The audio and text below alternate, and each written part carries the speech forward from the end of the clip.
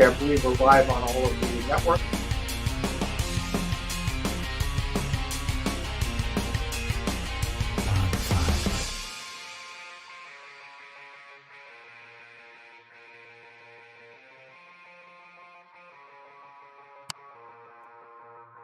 Pond 5. Okay, good evening, everyone, and welcome to the end of hurricane season broadcast. I'm Jim Williams. I'll be with you for about the next hour or so, going over I want to focus on really the three big storms of the 2022 hurricane season. And that is, of course, Ian. Everybody knows what happened there in Southwest Florida. We had Hurricane Fiona pound Puerto Rico, Hispaniola, the eastern Bahamas, and head up towards Nova Scotia. And then late in the season, we had Hurricane Nicole hit just north of here in Vero Beach and did a lot of damage north of Cape Canaveral on the beaches there. So we're going to talk about these three storms mainly. But, I've been doing this for 25 years. This is 25 years now of covering hurricanes in the Atlantic Basin from HurricaneCity.com. And, I've been doing this online since 1997. I created the main Hurricane City in 1998, and the rest, most of you viewers already know the whole story of Hurricane City. But, when I was 15 years old, I started talking into a microphone into a tape recorder, and I was thinking, wow, I would make forecasts and I would talk about I would stick the microphone up to the TV like a lot of people did when they were a kid, and record when a hurricane threat was there, and you record it and you play it back and you think, boy, that sounds stupid. And I hope that that's not the case now, but I just look back to when I was 15 years old. I had a hurricane map on the wall just like I have behind me, and I'm thinking, you get older and your passion for something really doesn't change very much. But the similarities are, believe it or not, that, when I talked into that microphone, into that tape recorder when I was a kid, I knew that nobody was listening, that it was just me, feeding it back to myself. But you know what? I kind of get the feeling like that sometimes with social media. Like, I'm literally talking to myself. Twitter, for example, I've been on there since 2009. Now my audience hasn't grown very much. It's been pathetic. I mean, let's face it. I mean, I got like a little over 3,000 followers, and since Elon Musk got involved, I've had the numbers drop off. So I'm beginning to wonder if I'm even going to stay on Twitter at all. I just don't really see any value in it because I don't really get much feedback. However, on Facebook, I get at least a conversation. I can post something on Facebook about hurricanes, and at least I can feel like somebody's going to have something to say. Either they like it, or they disagree, or they agree, or hey, that's interesting, or can you tell me another statistic or something like that. But on Twitter, it's crickets, man. Twitter is like a soundboard for a lot of meteorologists, but they don't listen. Nobody listens on Twitter. I get in there and I comment on a lot of people's things, on what they say and what they're talking about.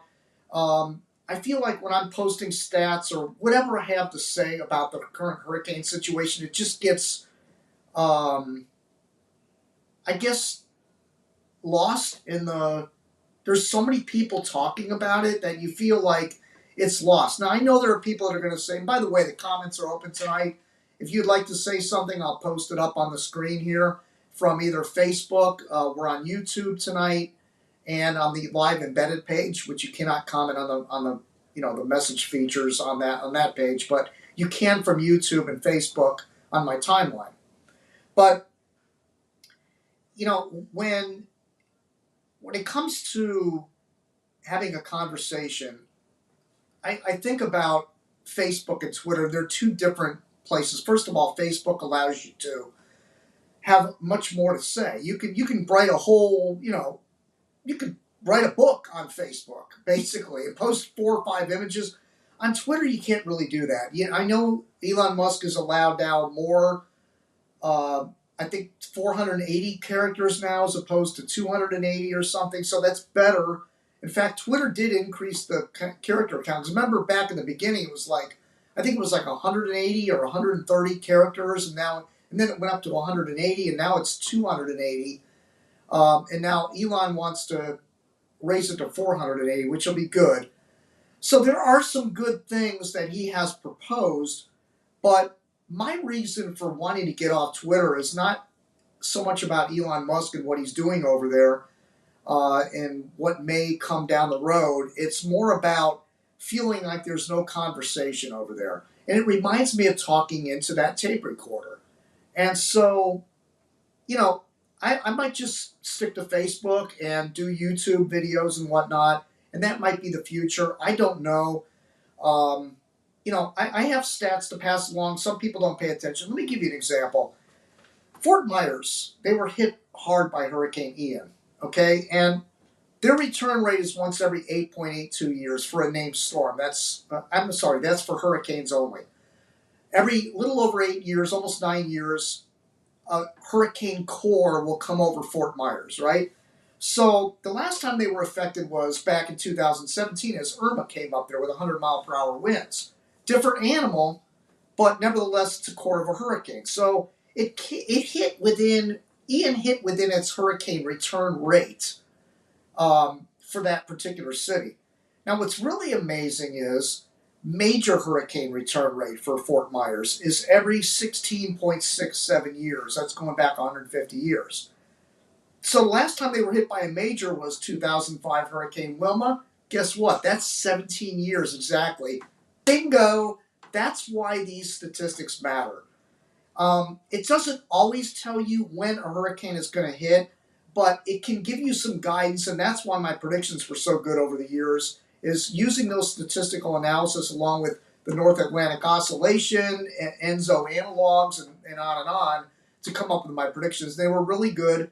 I stopped doing them this year, but had I been doing them, I would have definitely had Vero Beach, which was hit by Hurricane Nicole, based on the fact that they were way overdue for a hurricane by 10 years, so that would have just automatically hit my top 20, and then calculating it probably would have moved into the top 5. I don't know that for certain. Nova Scotia would have been within the return rate, and Fort Myers was not within its return rate, but it was due for a major, and that would have been interesting to see if I would have had that in there. But I don't just come up with these on a whim. It takes a lot of work to come up with these predictions before the season starts. So I just couldn't do it this year. I got kind of burnt out, and I don't think that there was a lot of support for what I was doing out there. I wasn't getting any feedback on it, especially on Twitter. Like I said, crickets over there. I wasn't really getting any feedback, negative, positive, any other way. So I figured, you know what? It's just not worth it. It's not worth it. The amount of time that goes into it, I run a business. Everybody knows this. I don't have the time to put into it. And it's a struggle to come up with this stuff and to keep up with each storm as the season progresses and to chime in on it on social media, only to be completely no interaction whatsoever. So, I mean, for me to put the amount of time in that's required on social media, it was a game changer when social media came out around 2010. I mean, of course, it was around before that, but I mean, that's when everything switched. 2010 was like a switch that took place. And it just completely changed everything that I do. And the past 10 years have been such a struggle with Hurricane City that, I just had to start trimming some things back, and I wasn't really getting a lot of support. I adore you supporters out there, that have donated over the years, but I don't feel comfortable panhandling. It's not the way I roll. And I'm not into social media. I don't take on advertisers. I did in the early days. It's a different dynamic now in this whole industry. But, and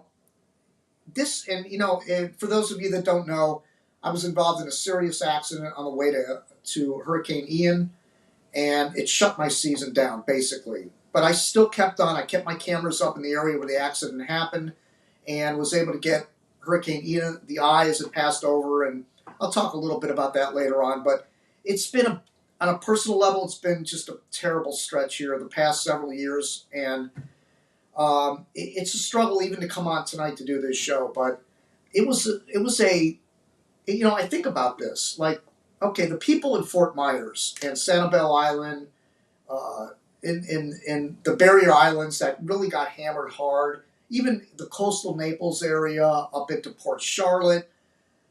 I think of areas like that people had their whole house wiped away. They lost all their belongings. They lost loved ones. 140 people plus. I think it's up to 150 now that died from Ian. But most of the majority of those happened in Southwest Florida. So these people lost everything. And I was just in a bad accident. It took its toll on me, but I felt like I had to do this show tonight because of what happened this year. I mean, this was a devastating hurricane that hit Southwest Florida. And of course, Fiona was really bad for Puerto Rico and for Nova Scotia, Eastern Bahamas, the Turks and Caicos. Uh, and, we'll touch a little bit on Nicole. But it was a bad season for a lot of people. And I feel like I need to come on here tonight and go over some of the images and what I gathered during the hurricane season statistically and whatnot, and try to just let people know what I was gathering during the hurricane season and what my method was during the hurricane season, and just talk about the victims. Again, we have the comments available. Let me see if anybody has said anything so far. I'm not sure if that's. Anyway, if you want to comment, I don't know if it's going to show up here or not, but we'll see if it does. Again, it's on Facebook timeline and YouTube video to see if the comments can pop on this thing.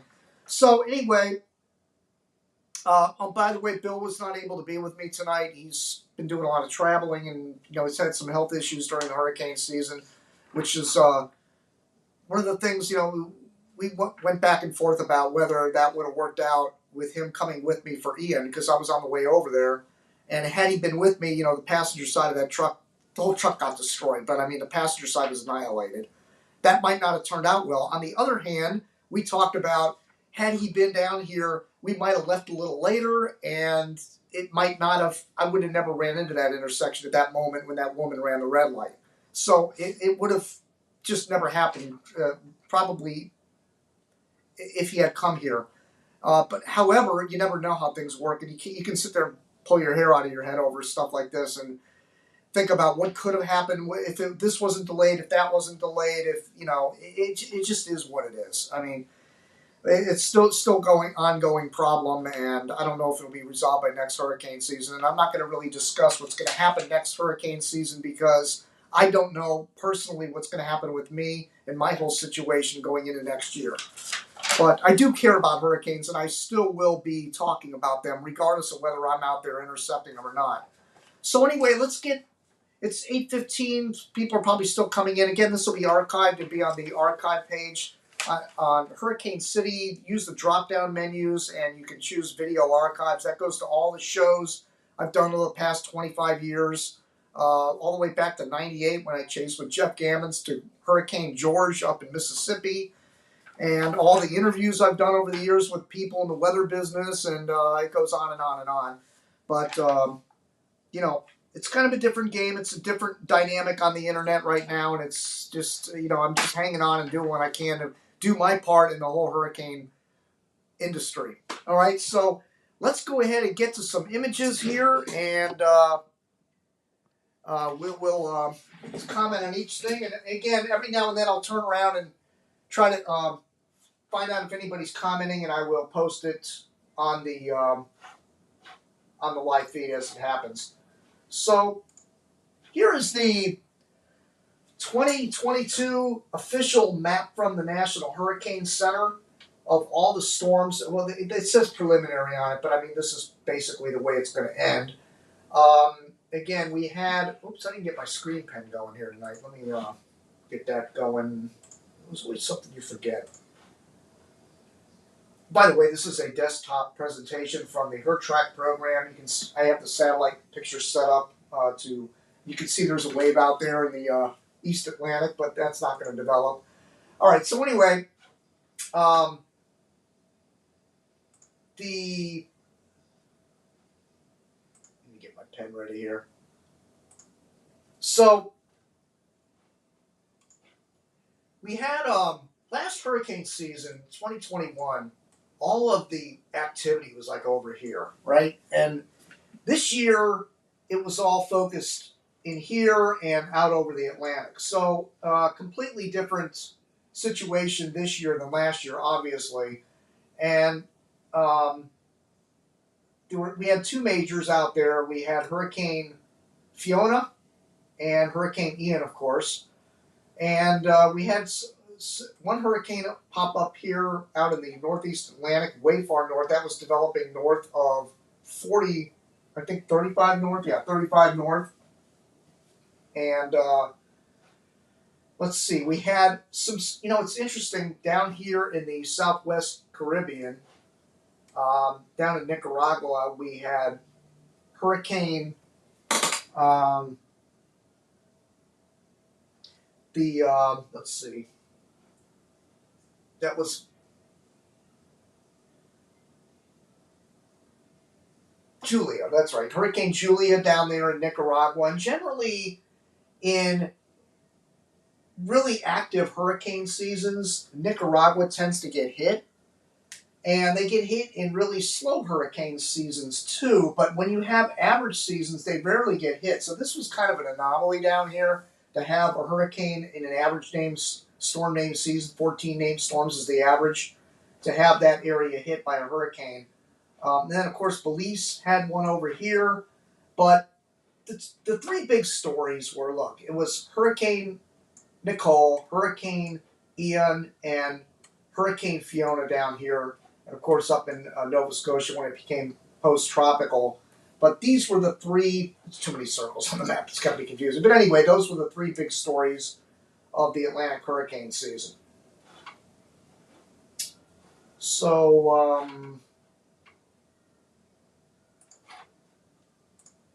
here's our map. I draw this every year to show what areas have been impacted during the hurricane season, and I like to compare it to past seasons. So this was the 139 plus cities in the Hurricane City database. These small red circles that you can barely see are areas that were unaffected in 2022, and the dark red circles, of course, are areas that were impacted in 2022. And I mean, you can see Florida had a bullseye on it this year. That was just the target between Nicole and Ian. Florida won out. South Carolina also got impacted by Hurricane Ian and Nicole. And Ian also impacted eastern North Carolina. Fiona was mainly the eastern Caribbean and central Caribbean. And then, of course, you had Lisa in Belize and Julia down in Nicaragua and Bonnie early in the hurricane season. But you know what? Let me go back to that map for a second. One thing I wanted to point out of this map, remember when the beginning of the hurricane season, everybody was like, in fact, let me get my camera shot back up here. Everybody was, talking like, the season's over. I mean, I really didn't see season over threads on social media, but I had the feeling a lot of people were like, uh-oh, this isn't going to be the active hurricane season that everybody was talking about. And going back to my predictions, I'm kind of thinking, I don't know how many named storms I would have predicted. I am pretty good at that, by the way. I probably would have gone somewhere in the high teens. That would have been probably where I would have went with this. And that does factor into my city predictions. So I probably would have been wrong in that aspect of it because I don't think I would have picked 14 named storms. Everybody was saying this is going to be really active season or hyperactive. Now, NOAA had anywhere between 14 and 20, and you know how everybody knows how I feel about NOAA's predictions. I mean, you can't give that wide of a range and then say, yes, we got it right. I mean, that's like, you're going to say, anywhere a range of 6 to 8 storms. That's kind of ridiculous. Excuse me, I had a little accident here in the office.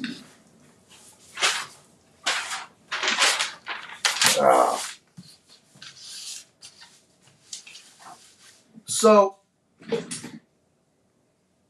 from 14 to 20 to me seems a little bit too wide of a range. Now, Klotzbach goes with one set of named storms. I'm not going to get into that tonight, but he was off as well. And, and when it comes to Phil Klotzbach, and I've harped on this as well, and this is not a jealousy issue or anything like that. It's just simply stating every single year that guy is off by like 3 to 5 named storms. And they keep pushing him out there and saying, this is our guy. This is the guy that makes the hurricane predictions. Now, he does an excellent job statistically, but his predictions on the average named storms, it's terrible. It's terrible. He's off by 3 to 5 named storms every year. And then he readjusts it as the season goes on, which is kind of cheating in my opinion. I think you should if you say on June 1st, I expect this many storms, you should stick to that. But he changes it in August, and I think he even gives an update later than that. I'm not really sure, but let me see. I don't see anything. Well, anyway, I don't even know if the comment thing's working. I probably didn't set it up right. But anyway, I don't do that. I do my predictions on June 1st, and then that's the end of it. I don't adjust it. I don't make any. But it's interesting that we ended up with 14 because, again, looking at this graphic, you can see that we had Alex in June, tropical storm. We had Tropical Storm Bonnie down in Nicaragua in early July, and then Tropical Storm Colin. But then after that, we went through all of July and then all of August. That's 2 whole months without any named storms. That's when all the rumbling started on the internet about, we're not going to see a lot of storms this year. Or the season over, season canceled, etc. All right, let me see. All right, let's put some of these comments up. Brian Railfin, hi everyone else. Here's somebody, Lava Command. Actually, by climate evidence, a large reason for the Atlantic hurricane season being affected by Tonga eruption. I don't know, man. I just I don't know in what way that you're implying that the eruption would have any effect. Are you trying to say that kept it quiet, perhaps? I would argue more that the wind shear and early in the season would cause that to happen, the dry air off Africa. I wouldn't put it in regards to an eruption causing the slow season. No, I wouldn't go there. Making more shear due to okay, well, he clarified that. All right, there you go.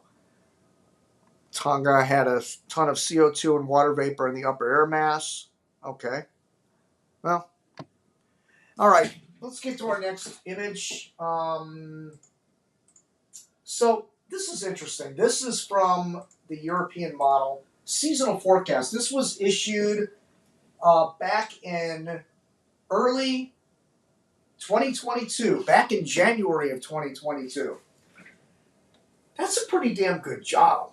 I mean, that's the European model seasonal forecast, tropical storm density. A little bit off on the, Ian, came in like this, so just south of that red blob. And then, of course, Fiona came up like this, and then came up like that. So that they nailed the Fiona deal.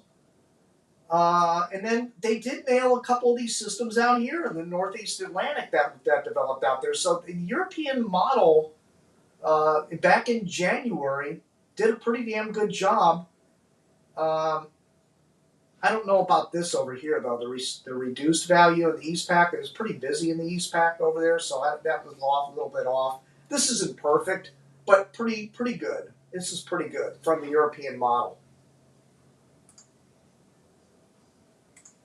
All right, let's get to our next image here. All right, and this is our first system we're going to talk about, and that's Fiona. And Hurricane Fiona developed on September 12th as a tropical depression out in the East Atlantic. This is a true Cape Verde wave. And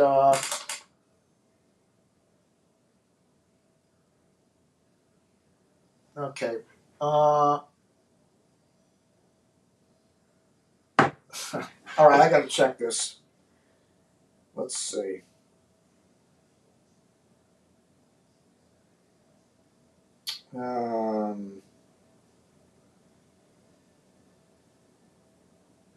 Yes, it's live on Facebook. He might be talking about the embed. I'm not sure about that, but it is live on Facebook.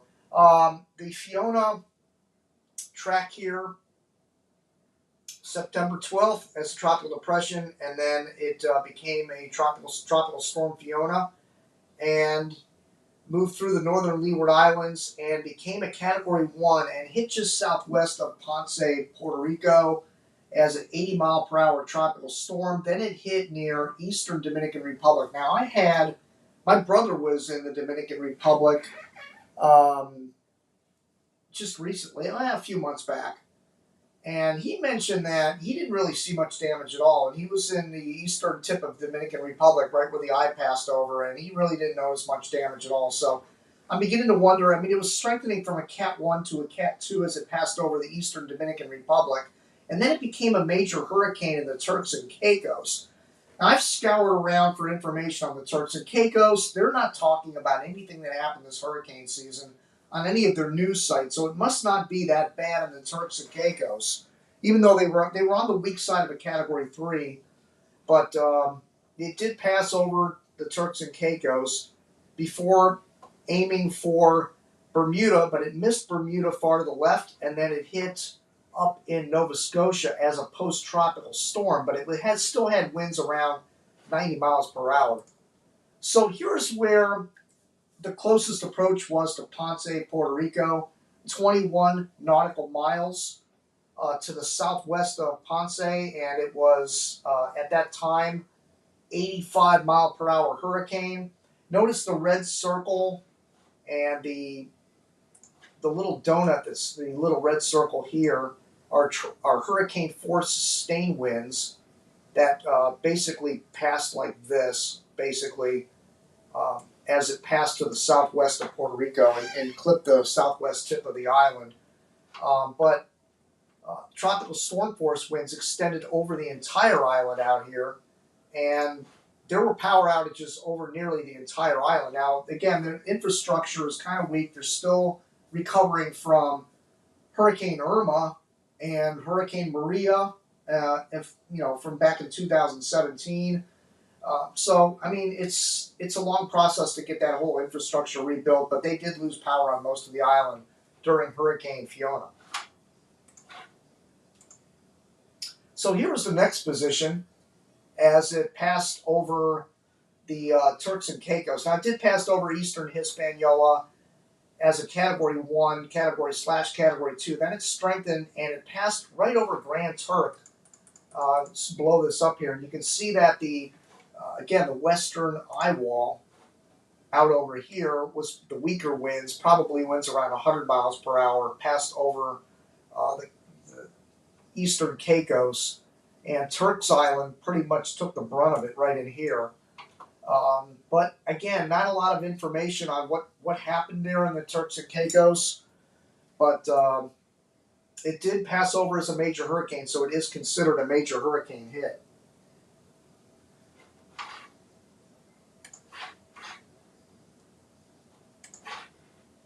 All right, and here's what happened up in Nova Scotia. So it was labeled as post-tropical, and generally they expand. Look at the large expanse of wind field as it passed over Nova Scotia. I mean, that's huge area out here of hurricane force winds. So Sable Island was hit. Halifax briefly had hurricane force winds, and when I say briefly, I mean they were right on the edge of it. They probably had mainly tropical storm force winds out of the northwest in Halifax. But Sydney, Nova Scotia really took the hardest hit. The whole eastern Nova Scotia really took a hard hit from Hurricane Fiona. And again, winds around 80, 90 miles per hour were coming in from the southeast. I had people that were sending me images of, one guy sent me an image of the forest completely flattened in eastern Nova Scotia. And claimed it was tornadoes. I don't buy that, because when this system passed over Sydney, it was becoming a somewhat of a cold core, hybrid system, and they generally you don't see a lot of tornadoes with systems like this.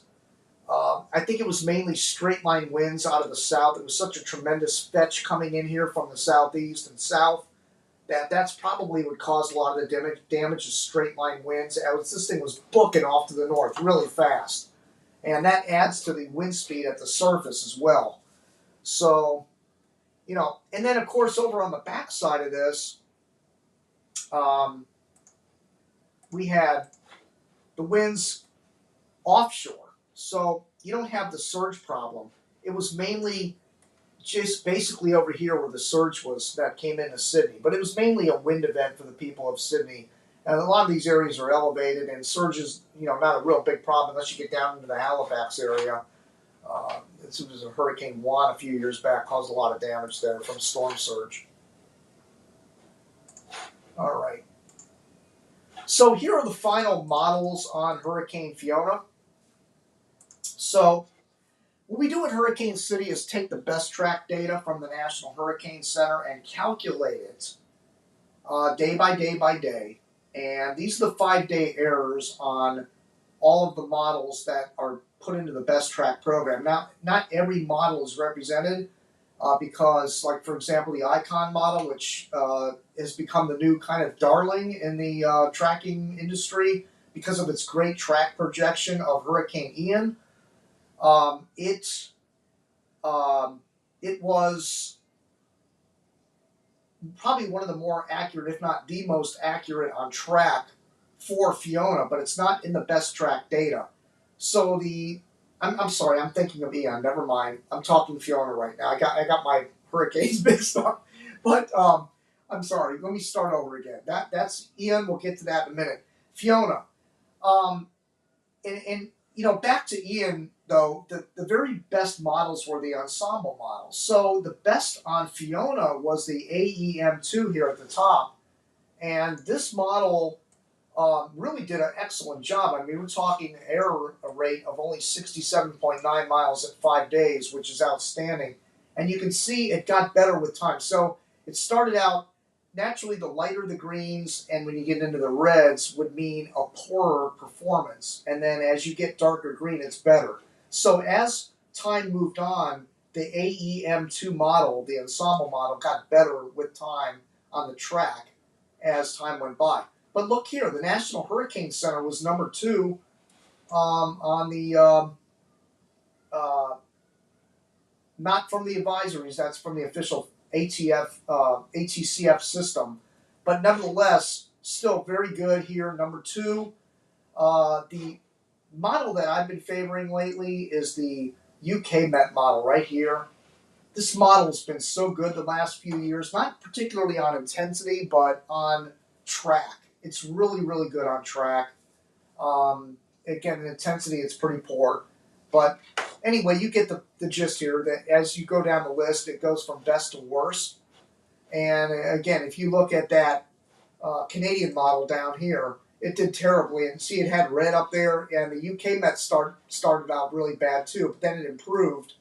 The Canadian got into the white zone, but still off by 233 miles compared to the UK Met, which cut that in half.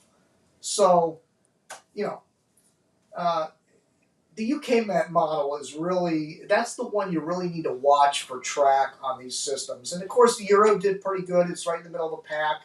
And these tropical models, they don't usually do so well on track. They're not really that good on track, but they do pretty well on intensity. But the HMOD slightly outdid the HWRF on the track for Hurricane Fiona. And of course, the global model, the AVN, which is better known as the GFS, terrible. Down right near the bottom with the Canadian, off by 165 miles. That's the difference of, let's see, the Fiona, that would be the difference between Ponce getting basically gust to hurricane force and barely getting anything, 165 miles off. So that's a big stretch difference on the track performance from the GFS model. All right. Here is Hurricane Ian, which was the big story of the year. And let me check any messages that may have come in here. Let's see. Northern part of Atlantic Ocean was warmer than it should have been. That is true. And tropical Atlantic, I guess, is in there. Cool. I got to thank Chris. I mean, Chris Hollis from Tropical Atlantic. He does a lot of behind the scenes, especially with the best track data and the Hurricane Hunter program that shows up at Hurricane City. When you go to the front page right below the tracking map, you can get all these really interesting stuff that's in there. Between myself and Chris, I've done a lot of the GIS maps, and Chris has done the Hurricane Hunters and the best track data. Just a fantastic job. Again, thanks to Chris. And by the way, we'll speak about this in a minute, but Chris, man, that guy had to evacuate his house. He lives right on the north shore of Tampa Bay, and his house would have been annihilated. Had Ian come into Tampa or just north of Tampa, it would have been game over for his house. He would have been underwater. And I'm sure he's thankful. He evacuated it. I think he lives there with his father, and I don't know who else lives in the house, but they got out of there and took the safe route, and luckily he was able to come back into town and have his house intact, no damage. And that goes for everybody in Tampa, by the way. You were staring that thing in the eye, and you dodged that bullet, man. And, I know a lot of people in Tampa are thankful that they didn't have to deal with that hurricane. You could tell, a lot of the, little Tom Brady's out there doing public information commercials on donating. The Tampa Bay, the professional teams are active in helping the recovery for the partners down, for the residents south of there that took the brunt of that hurricane. Areas in Port Charlotte, Fort Myers, Sanibel Island, down into Naples. It's just horrific damage down there, and a lot of lives lost. We had last time I heard it was might be 150 people dead. It started out here on September 19th, and it rode low. It was Dragon Acre, as I like to say, and it went through the Windward Islands, and then kind of kept going west, and that's when people in southeast Florida over here were breathing a little bit of a sigh of relief, because I always like to think if they don't get near the Caymans over here, then we're free and clear usually. It's not always the case, but I like to use that as a guideline, like this basic 80-degree west line. If it gets past there, we're pretty safe, at least from getting the right front quad of a storm surge situation in southeast Florida. And so there was a threat to the Caymans. There was a threat to Jamaica at one point over Ian. And then it strengthened and hit Isle of Youth, Cuba, and went just west of Havana, far enough to where it kept the core of the highest winds out of Havana, Cuba. Became a major hurricane in the southeast Gulf of Mexico. We had temperatures around 90 degrees down there. And then on September 28th, it became nearly a Category 5 hurricane. And I know there are people out there that are pushing for this to be upgraded to a Category 5, and I completely disagree with that. I do not see any indication of this being a Category 5. You've got to realize, when those hurricane hunters are flying out there, they're flying the most intense cell or cells around the eye wall, and they report that as the winds in the hurricane, but that's only for the highest, the deepest, reddest convection around the eye wall. So the majority of the eye wall is not 150 mile per hour winds. It's just a couple of small cells which may rotate around the eye and pop up and disintegrate or diminish and then re-intensify with those 150 mile per hour winds. But it's a very small area. And I would also mention, usually that those winds are elevated around 100 feet off the ground. So you're going to have, if you're in the condominiums, you're going to get those winds of maybe 150 miles per hour if you get that cell passing over you. But the majority of the people got Category 3 and Category 4 winds. In fact, a lot of the storm chasers I saw they were in Port Charlotte. There was a few down in Fort Myers area. The surge was tremendous, make no doubt about it, but I didn't see any indication of Category 5 winds or anything close to that. So I don't think that that's going to fly the Category 5 talk. It will be a Cat 4, more than likely, although I got to show you some more images here. Um, so here's the core as it passed over Port Charlotte and head towards Arcadia. This was at this point the hurricane was 150 miles per hour, and this was at 4 p.m. in the afternoon as the eye was moving on shore. And again, that donut, that red donut, are the sustained winds of major hurricane force within the big fat red donut here, and then the skinny red line are up to hurricane force winds, but not necessarily major. And then of course the aqua circle out here represents gusts up to hurricane force out in here. So it was a pretty large system, and this will be added to my how big was it page for each hurricane in the past. It shows how large it was next to the state of Florida, and this will be added during the off season. In fact, that's when I do a lot of my calculations, database updates. All the updates to Hurricane City take place during the off season, and then when the season starts, I don't have to update anything. I just update each page to represent that they've currently been impacted, but the stats don't get updated until the off season. But again, a pretty large core of major hurricane force winds. So here's a damage shot from Fort Myers, and I mean that's just tremendous damage. I'm sure a lot of the condominium windows broke out, but look at the surge, what it did to this mobile home park. Tremendous damage, and I went there to retrieve my cameras that I set up in Arcadia. And I figured, I had my brother-in-law with me, and I decided, well, let's go take a look at the damage over in the hardest hit areas. So we got over there. Naturally, there was a roadblock leading to the beaches. You couldn't get in there yet. But the damage leading just up to the bridges that go over the waterway toward the beaches was tremendous. I mean, gigantic yachts out in the middle of the road, mobile homes completely destroyed. Most of the mobile homes, even if they weren't destroyed, they had heavy roof damage and siding damage on them. In fact, the one mobile home park that we went through there was not one mobile home park that didn't have serious damage to one mobile home unit rather that didn't have serious damage to it. So,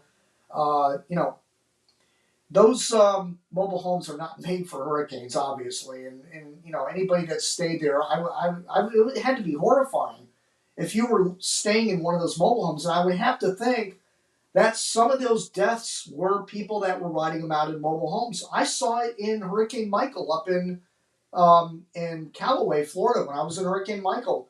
I saw people riding out in mobile homes. They had big huge trees around them, and the trees somewhat buffeted them from those highest winds. But in this case, in this picture, this is storm surge damage. So, and staying in a mobile home is not advisable, whether it's wind or surge. You're just not going to survive. But Bill Phillips was going to be with me, and I said earlier he had a lot of traveling and got back late, and really couldn't be on the show tonight. But he was talking about that skinny black line. We can't focus on the skinny black line, and I know everybody's focused on that. It is not to try to deflect from the skinny black line, but let's face it, that's what people look at when they see that cone of error. They're looking at the center of the cone, and that's where they believe that the worst of it is going to be. And in this case, and I put a graphic up earlier, and I'm not going to talk about it tonight, but I think what they should do to the cone is make it red on the right side of the cone and then leave it white on the left side of the cone, meaning the red part of the cone is what people should really be freaking out over and saying, you know what, I'm getting out of Dodge. Now, of course, if the track shifts left, then you could shift that red area into the left side of the cone. But the red area would indicate that's the trend in which way the cone is shifting, and to let people know that's where the worst conditions are going to be. I think that's a good idea to add to the cone.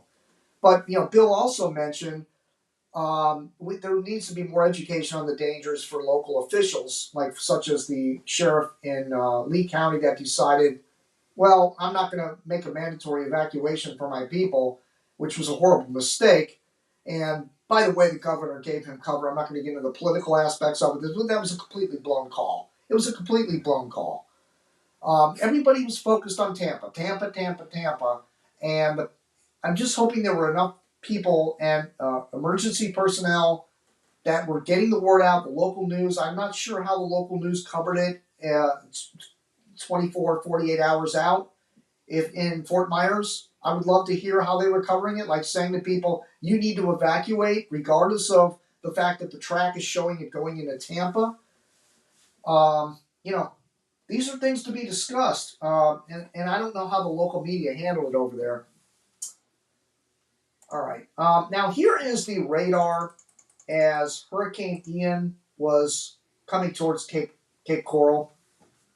And you can see the convection is all on the left side. Now, this is important because, again, when you saw the hurricane hunters were flying out in this area, out in here, that's where they were finding those 150-mile-per-hour winds. So probably this whole orange and red area were probably winds near 150, 140, 150.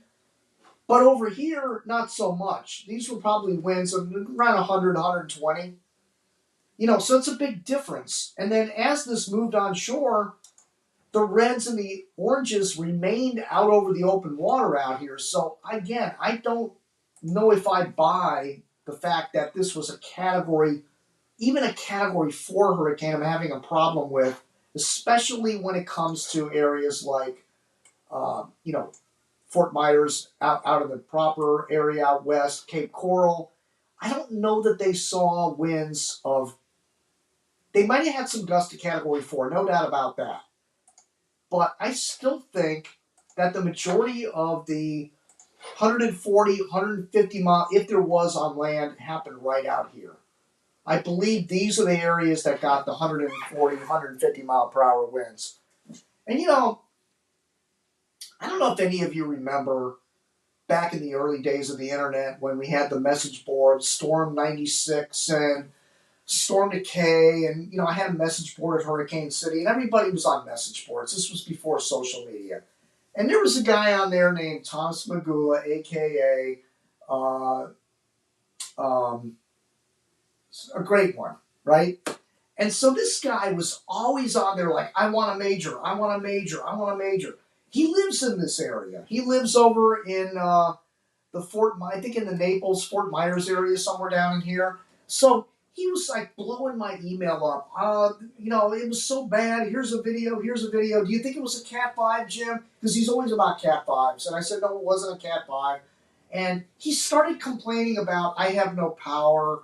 My water is out. It's like, dude, come on.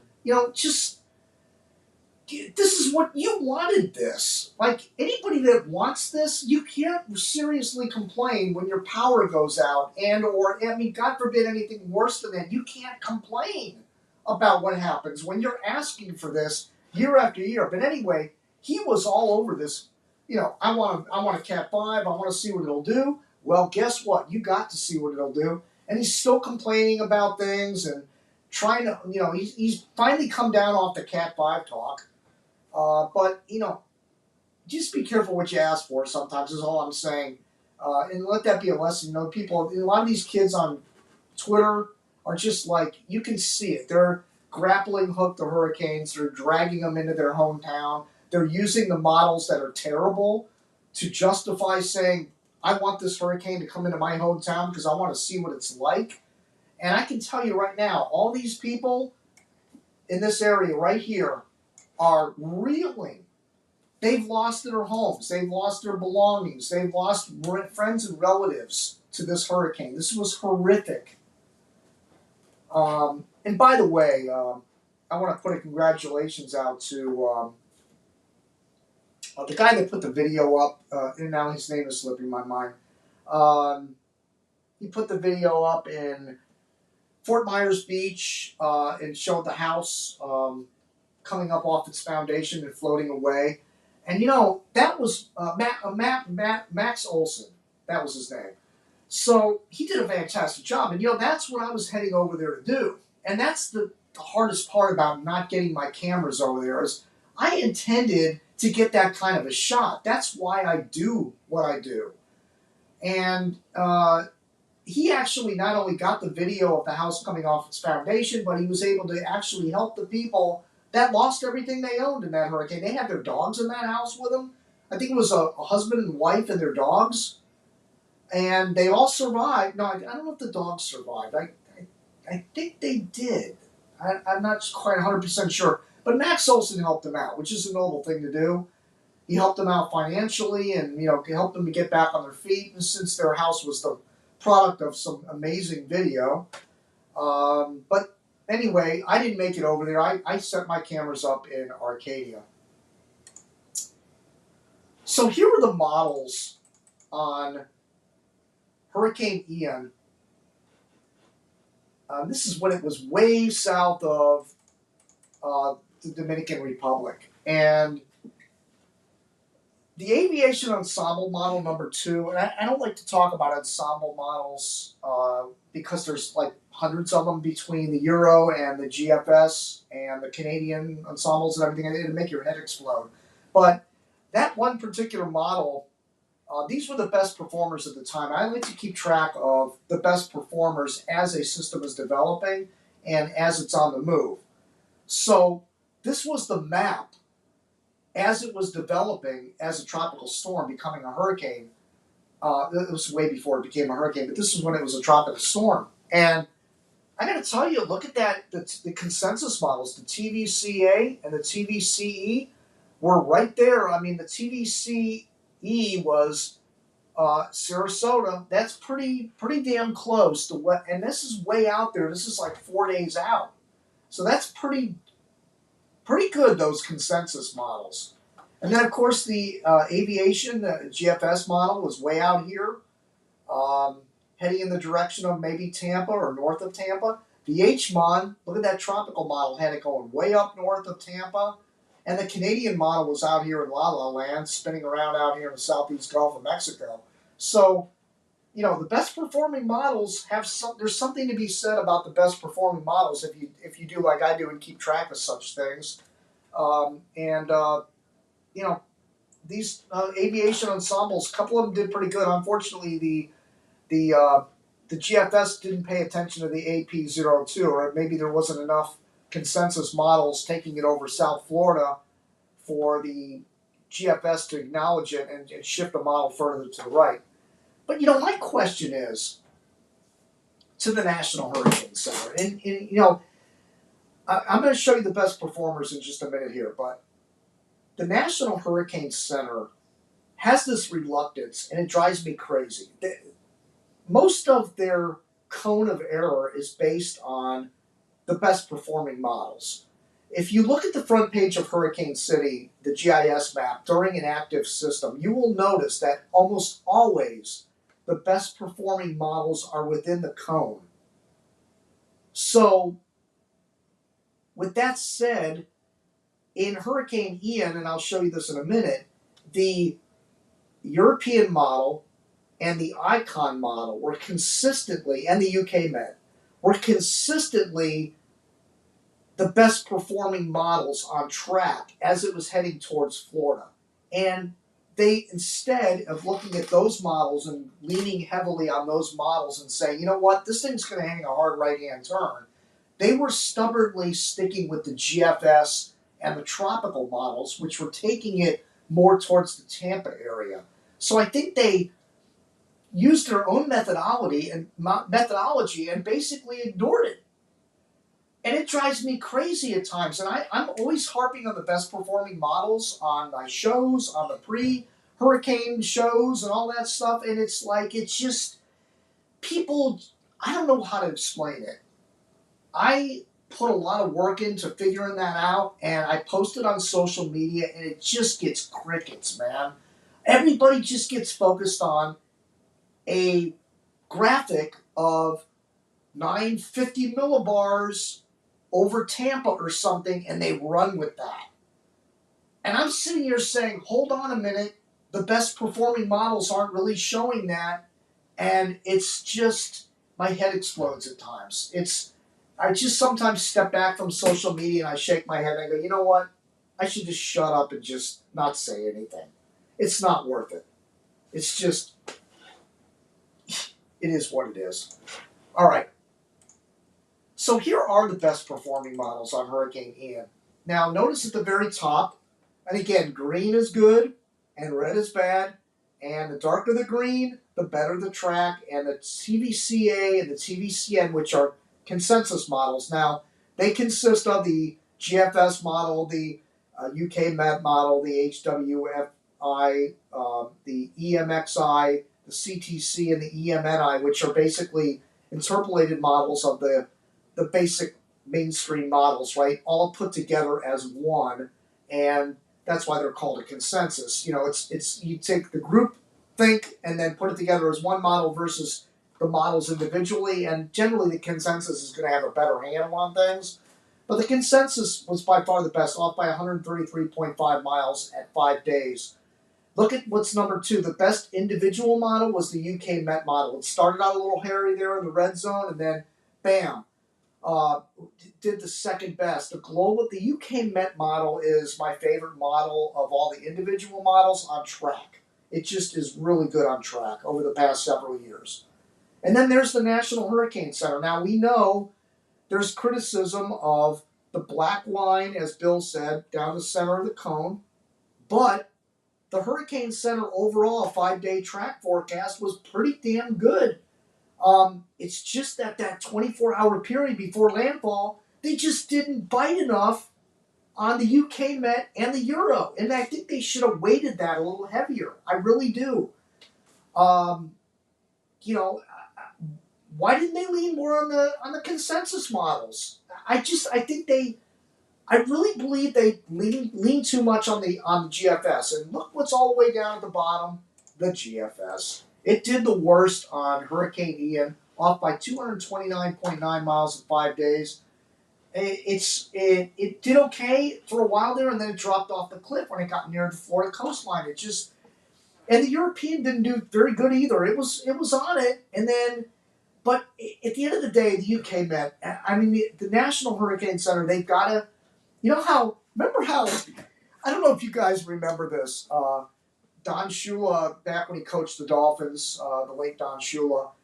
If there was a player that would fumble the ball, the coach would make him sleep with the football, so he wouldn't fumble it. You know, he would grab that football and hold on to it all night, and somebody would come in and check on the guy to make sure he was still holding on to that football in his sleep.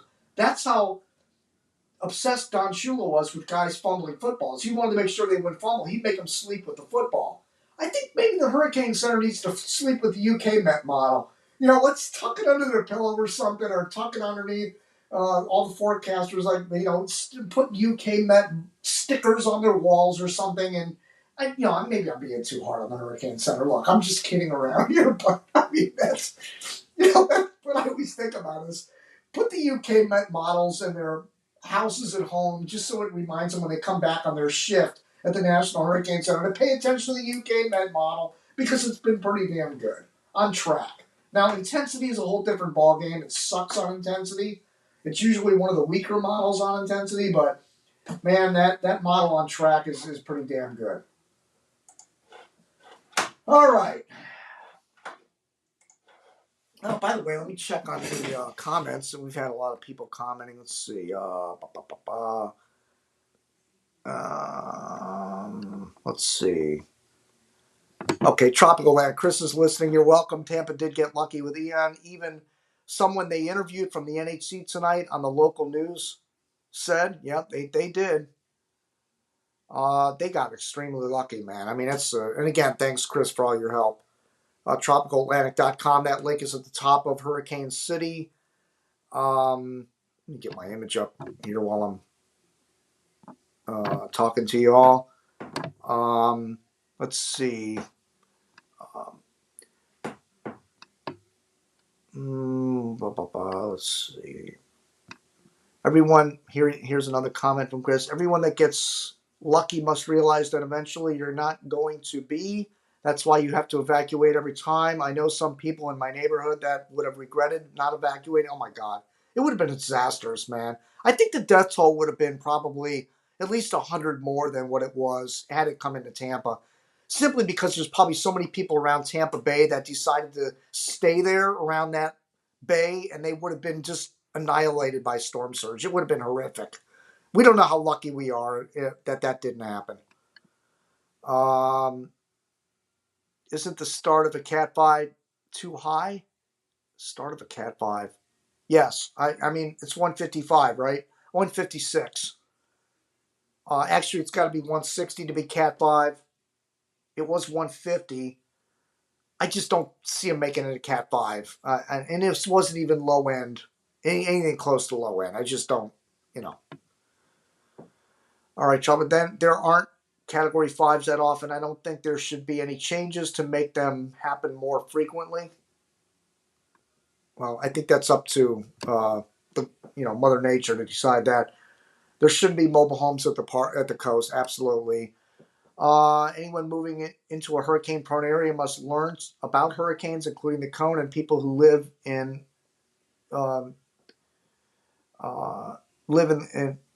wait a minute. People live in one already need to make sure that they understand it. That is true. Paul writes, WBBH and WFTX were warning folks to get out, even if it wasn't going to directly hit Fort Myers. Okay, that's good to know.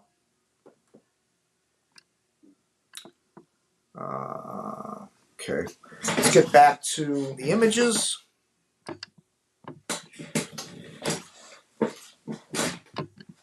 All right, so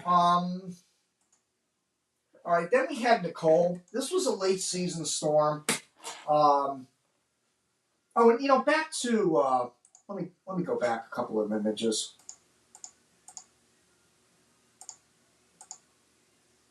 So yeah, we'll go on this one. So for those of you, and I wasn't going to play it tonight because I don't think it's really relevant. The video wasn't that amazing, but I did leave my two cameras after I got smashed to oblivion in Arcadia. I left my two cameras up on telephone poles in Arcadia, right near the police department, where I was left with whatever I had left from the accident.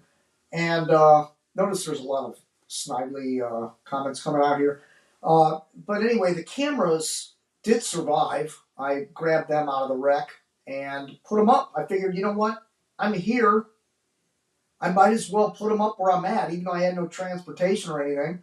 I might as well put them up in Arcadia. And sure enough, the eye passed right over Arcadia. It passed over with winds of around 100 miles per hour. And the eye, it did get the calm of the eye. And it did measure 86 miles per hour, the anemometer cam I have. And unfortunately, when I found the camera, it was wrapped in a banner. Apparently, one of these advertisement banners found its way and wrapped itself around it. It seems like these cups, every time I put this anemometer up somewhere in a hurricane, something always whacks it, like either wraps itself around it or whacks it and puts it out of commission. So it may, it wasn't even, the camera went offline, by the way. Bill's camera, which is a magnetic camera, stayed up through the entire storm on one of those traffic mast cams and caught some amazing video as well. But it stayed up. Mine, somehow the battery, it got wet, or when that banner hit it, it whacked it and put it out of commission. But anyway, those videos are on the video archive page at Hurricane City. You use the drop-down menus and go to video archives, and it's all the past shows. And that clip is about a minute and a half long, showing clips from those cameras. It caught power flashes. It caught tree branches getting flown down the road. Police, first responders zooming back and forth, going to special emergencies during the hurricane. So it's kind of fun to watch a little bit of what happened there. Of course, it happened in the middle of the night in the pitch dark, so there is night vision on those, but it caught what it caught. It was the best I could do under the circumstances. So I just wanted to mention that before I get on to Nicole. All right, so here is Nicole, late season storm. here we are, November 5th. It begins as a tropical depression down in the Caribbean, Central Caribbean, south of Hispaniola. Tropical depression over Puerto Rico, and then it becomes Tropical Storm Nicole. And at this time, some of the models were getting funky. I remember seeing, at that time, the models were saying South Florida, like some were taking it into the Upper Keys and Miami, and uh, people had to be thinking, oh my God. And then some of them had it becoming a pretty intense hurricane. There were a couple of runs where it had it as a major hurricane, believe it or not.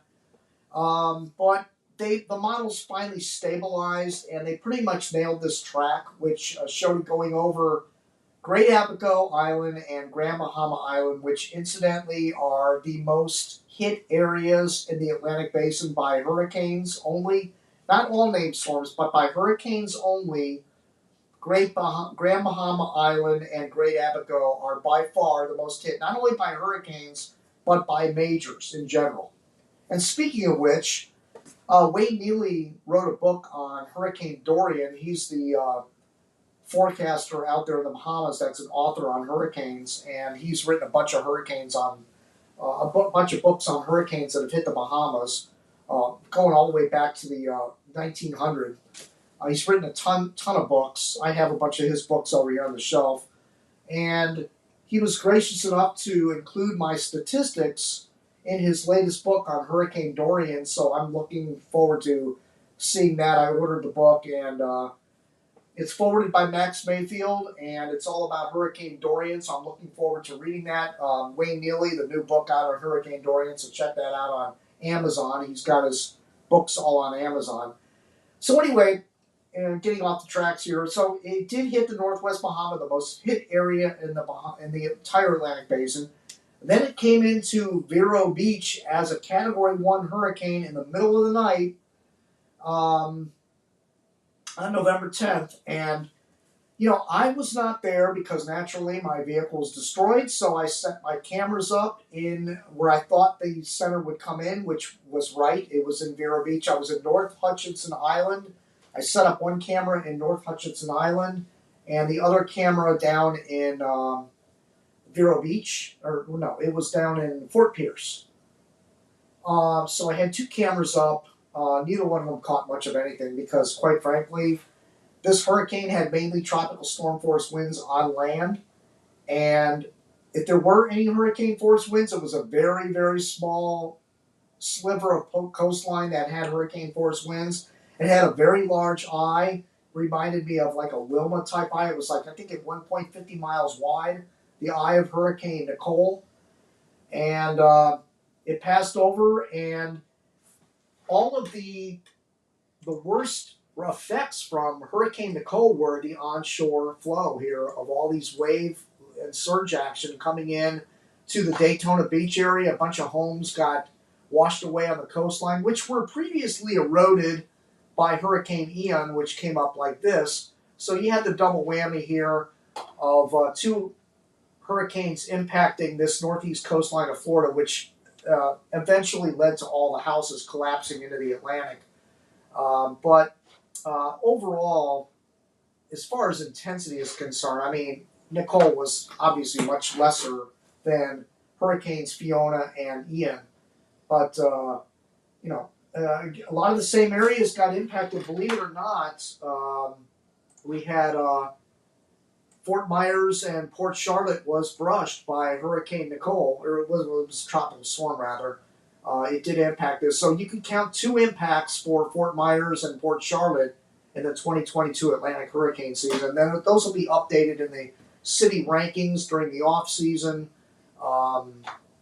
In fact, I believe this area will also be counted as two strikes from Ian and Nicole, of course. So there were a lot of double impacts, and most of Florida was double impacted this year by named storms.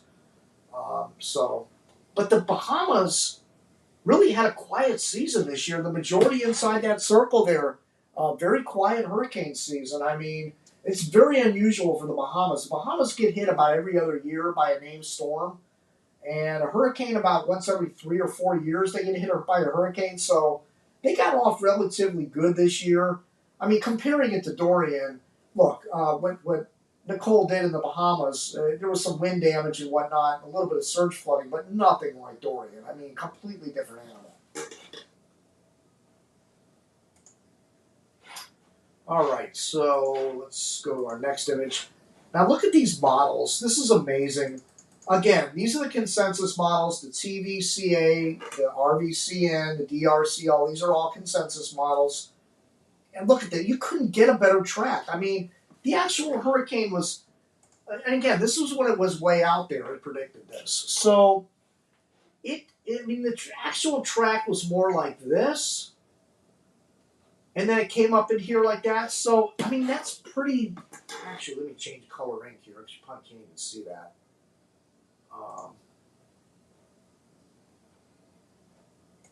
Let's see. Yeah, you go yellow. So, the actual track was like this.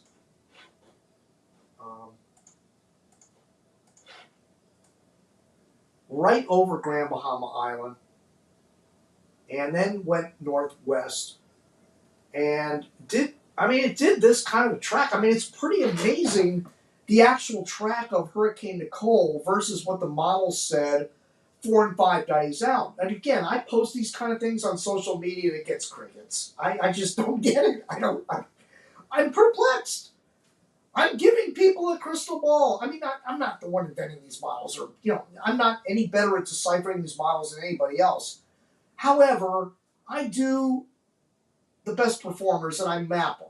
And that's something you don't see a lot of people doing on the internet. And I mean, man, you can't get a better track than this. I mean, it's just outstanding. The consensus models are fantastic. All right, so this I found rather interesting. I don't like picking on any individual, but the reason I'm mentioning Joe Bastardi in this post is this guy, man. First of all, he's a climate denier. He doesn't believe that global warming is anything to be concerned about, and that it has nothing to do with CO2 and blah blah. It's the same arguments. Look, and I've lost respect for the guy a long time ago. A long time ago, I had him on my show. The Weather in the Media shows that I used to do years ago. I had, I'm sorry, it wasn't the Weather in the Media show. Correction, it was the Barometer Bob show, which goes even further back.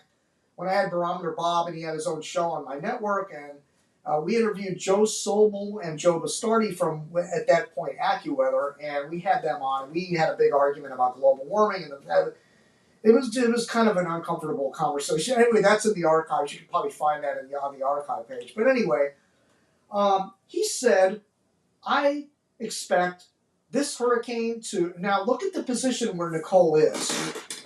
It is, it's right here, just northeast of Great Abaco Island as a Category 1 hurricane, just about to become a Category, I think it was right at a Category 1 in this shot. And he's saying it's going to drop, and it was 985 at the point at where it is right in this satellite shot. So he was saying it was going to drop another 10 to 20 millibars. Now, if this had dropped 20 millibars, that would be 965 millibars. 965 millibars is Category 3. Okay? It came nowhere close to that. And there's so many people on the internet that love this guy.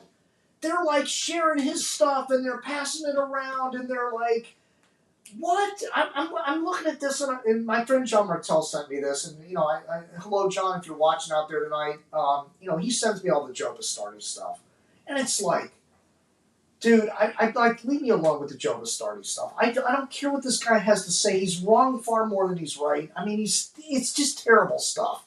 But I mean, to say that he thought this was going to drop 20 millibars when there was dry air intrusion and the temperatures were moderate at best. I mean, we're talking 84. 80, 83, 82 degree temperatures. I mean, nothing, not like it was in the Gulf for Ian. So for him to think that this was going to become Ian or something was crazy. It was crazy. So next time you see the Joe Bastardi stuff out there, just take it with a grain of salt. I know people are going to say, well, leave him alone. He's got his right to. Yeah, but I mean, dude, you got people's lives at stake and you're making crazy comments like that. It's alarmism at its worst, completely. So this image here, this got passed around all over the internet after Hurricane Nicole hit.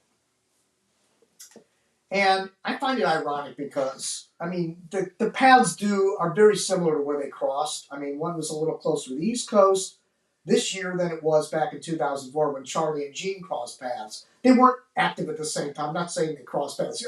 That would be kind of fun, actually, to see.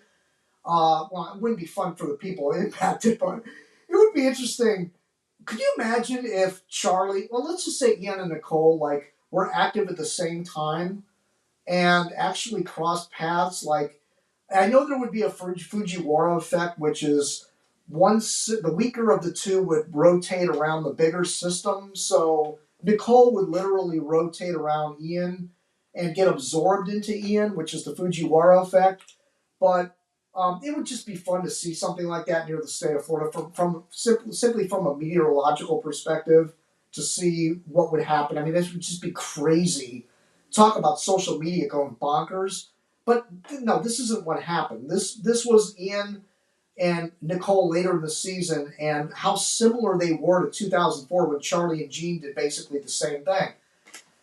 But what begs the question here is, and I mentioned on several people's Facebook pages. By the way, I would love to hear from somebody on Facebook. I hope we're live on Facebook. I know I was on my timeline, and you can comment on my timeline, so I'm wondering if that's able to be shown up on the comments. And if you can't comment from there, you can always go to the YouTube broadcast and comment from there. But anyway, I commented on several people's pages about next year. Like, remember, after 2004, we had that barn burner of 2005 Atlantic hurricane season where we had 26 named storms, folks. Could we see that because this happened this year with Nicole and Ian? I mean, it's an interesting question. And it'll be interesting to see next year if we have a barn burner season, because that would yet lead to another concept of past historic tracks coming to fruition. In other words, stats and return rates and patterns do mean something. And it's just something to keep an eye on next year. I'm not saying we're going to have 26 named storms, but I think if we have a really active season next year and we have like 19, 20, 21 named storms, I think you got to look back at this graphic and go, you know what? I'm going to start paying attention to past tracks and extrapolate it into the future and start thinking maybe this does mean something. Just saying. Just saying. And finally, this was really disappointing. So, you can probably read this clear enough on your screen. I was covering Hurricane Ian. Of course, Bill and I were tag teaming privately and whatnot, and covering Hurricane Ian, grabbing anything I could find on Twitter, Facebook, whatever. And I made my archive. Now, I don't think it was about the archive. I think it was about the actual live broadcast I did covering Hurricane Ian because I wasn't there and I had to come home and cover it from here. Apparently, Reed Timmer had an issue with that. I get this email that they've removed all my live streams from Facebook because I used one of Reed Timmer's videos that was no more than maybe 30 seconds. And it was on Twitter, by the way. And that's public broadcasting. That's a public video.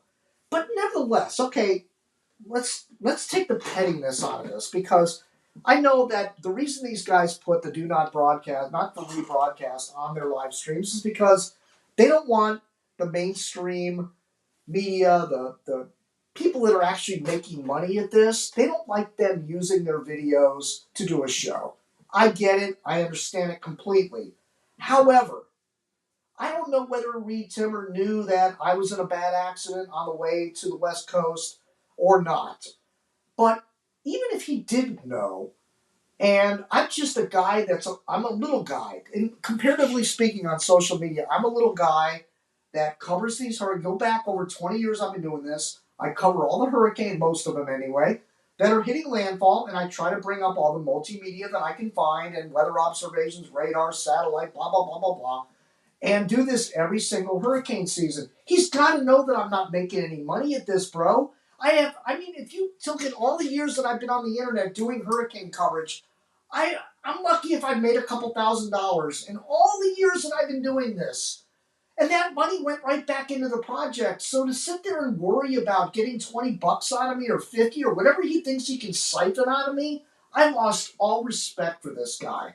All respect. Now, he could argue that wasn't me, that's some kind of an automated system or some bullshit like that. He could, and I contacted him directly. He didn't respond to me. He could have said, sorry, Jim, that was just an automated thing. Don't worry about it. Or just don't let it happen again. That would have been the more proper way to handle it. Just contact me privately and say, Jim, don't use my video anymore. I understand what you're doing, but please, whatever. Which I still think is stupid because, look, if the media wants this video bad enough, they're going to pay him for it whether I stream it or not. Because my little pixelated stream that's being redone on Facebook and Twitter and wherever else nobody can grab that and use it anyway. It's so bad and so pixelated that nobody could possibly use it. So I don't understand this petty shit. I really don't get it.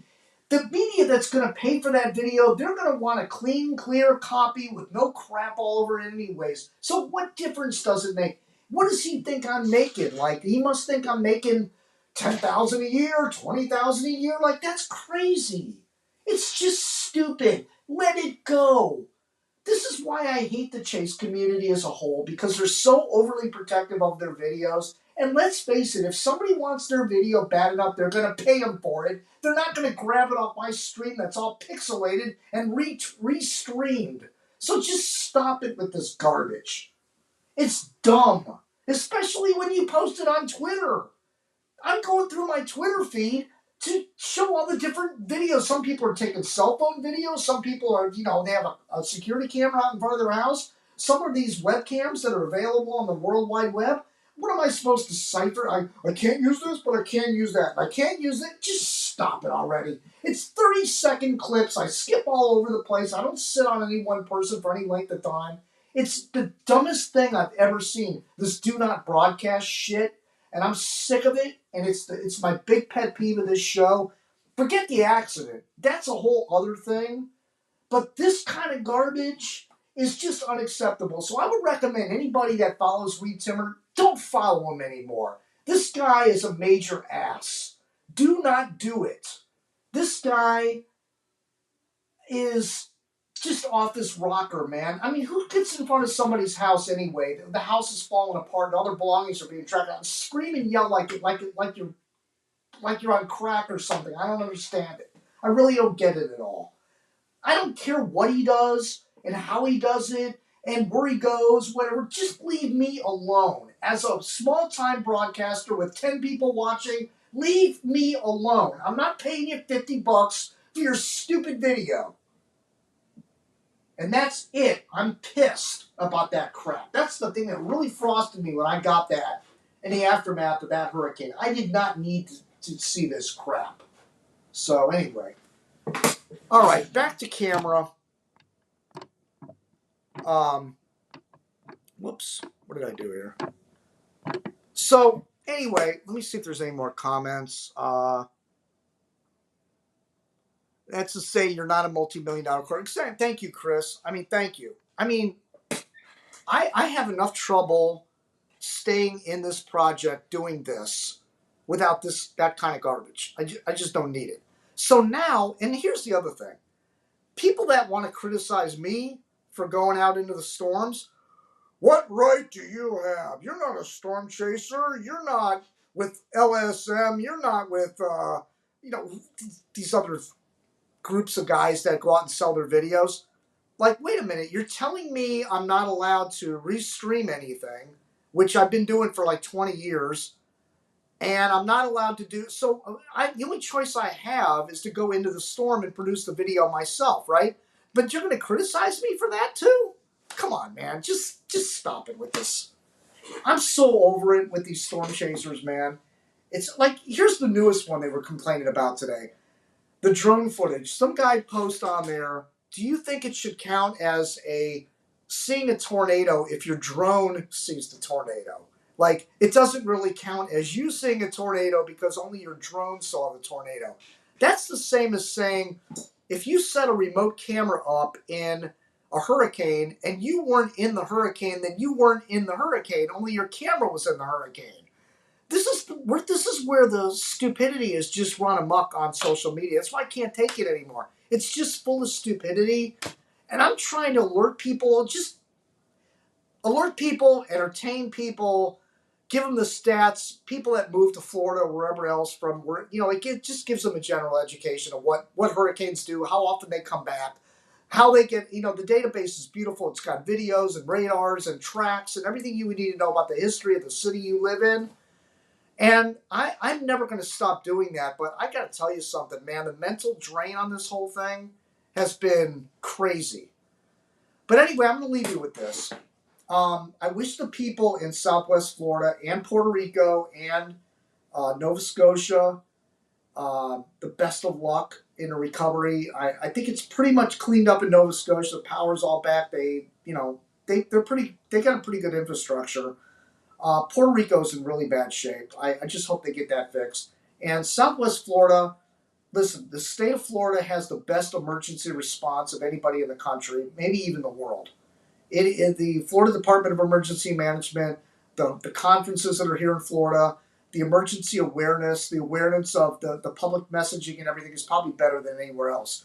The infrastructure is second to none. Florida has great infrastructure, a lot of underground cabling and metal poles and cement poles and a lot of redundancy going on. So the recovery was fantastic. They were able to rebuild the bridge in 2 weeks to get the people out on the island. Compare that to Katrina, it's day and night. I mean, Florida is fantastic at what they do in recovering from hurricanes. So it'll still be a long haul for these people, though. And regardless of how fast they recovered, 150 people died. Most of those in Southwest Florida. The infrastructure, it's in the billions. The insurance company is going to take a huge hit from this, and everybody's insurance rates are going to go up. All I suggest to people is fortify your home. Understand how often hurricanes hit your community. Get familiar with it. Go to my database and look up your city and get familiar with how often they happen and return rates and everything else. And you'll learn a lot there. And as far as next hurricane season, I don't know anything yet. I really don't. I mean, this situation has taxed me mentally and physically. I'm going to be getting some work done on my back in the coming weeks. It's knocked me for a loop. I just don't know what next year holds. I don't know if I'm going to even head out. I just don't know. So stay tuned.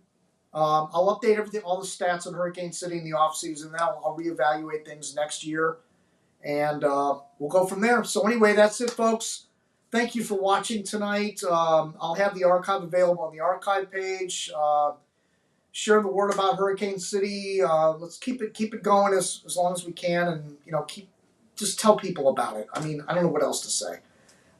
Social media, I'm going to probably stick around on Facebook, Twitter. On a 1 to 10, 1 being I'm staying, 10 being I'm leaving. It's probably an 8 at this point. I got to see how things work during the off season, and I may simplify things even further and just focus on, Facebook, YouTube, and do it that way. We'll see what happens.